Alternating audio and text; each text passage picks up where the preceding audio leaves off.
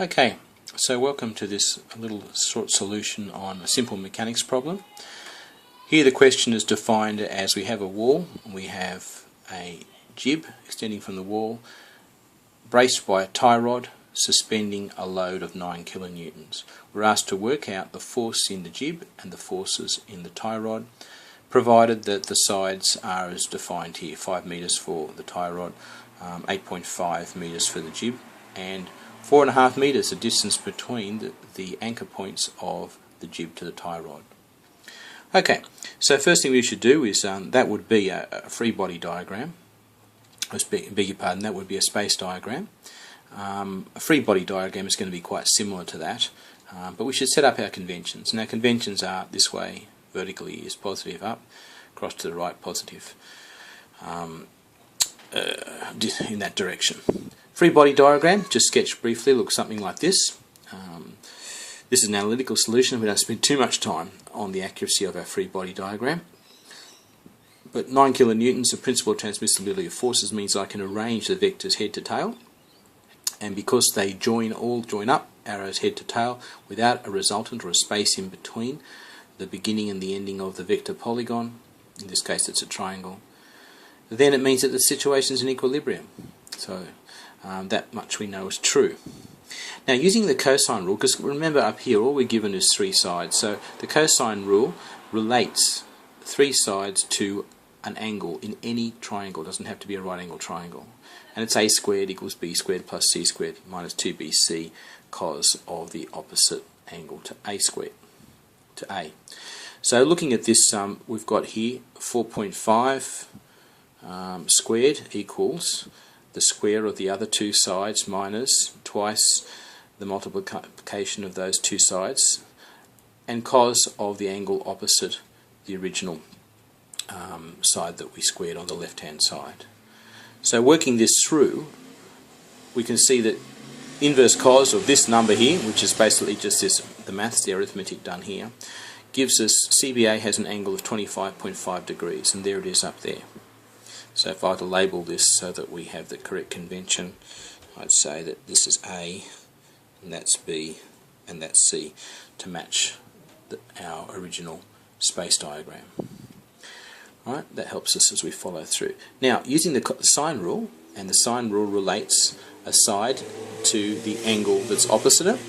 So A over sine A is the same as B, side B over sine B, sine of angle B, which equals C divided by the angle opposite C. So following that along, we have, using this diagram that we've got at the top here, 4.5 divided by sine of CAB is going to equal to, and we can pick any other side. In this case I think I've shown you here that I've chosen the 5, which is a tie rod, divided by the angle, or sine of the angle CAB. Now, because we know all these other figures, CAB then surfaces. Just using simple arithmetic, CAB is 28.49 degrees. Now, from that same triangle, we can look at it up here. And this time now looking at the forces rather than the length. So we're looking at angles, and we're looking at forces now. Because we really have, once we've got 2 angles, we can generate the third, because the sum of all the angles in a triangle is 180 degrees.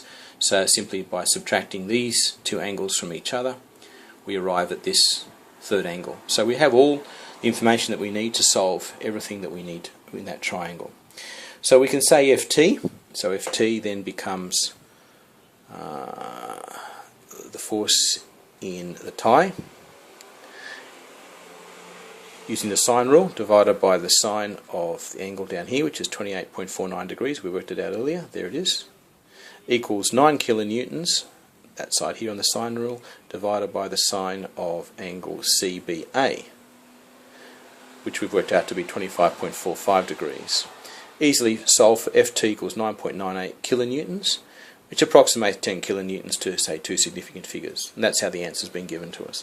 Now from that, Fj, which is a force in the jib, using the sine rule one more time, Fj up here Fj divided by this angle over here, and we know it's 126 degrees because we've subtracted these two from 180.